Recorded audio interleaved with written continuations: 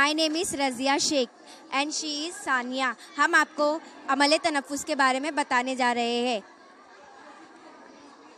सांस लेने और सांस छोड़ने के अमल को अमल तनफ़ुस कहते हैं। इंसानों को ज़िंदा रहने के लिए ऑक्सीजन की ज़रूरत होती है। हाँ, सांस लेने और सांस छोड़ने के अमल को अमल तनफ़ुस कहते हैं। इंसानों को ज़िंदा रहने के लिए ऑक्सीजन की ज़रूरत होती है। हम हवा में मौजूद ऑक्सीजन सांस के ज़रिए नाक, हलक, सांस की नाली और फेफड़ों तक पहुंचाती है और जिस्म में तैयार होने वाली कार्बन डाइऑक्साइड खारिज करते हैं। जब हम सांस लेते हैं तो हमारे फेफड़े फूलते हैं और जब हम सांस छोड़ते हैं तो हमारे फेफड़े सिकुड़ते हैं, जैसे कि इस मॉडल में दिखाया गया देखेंगे।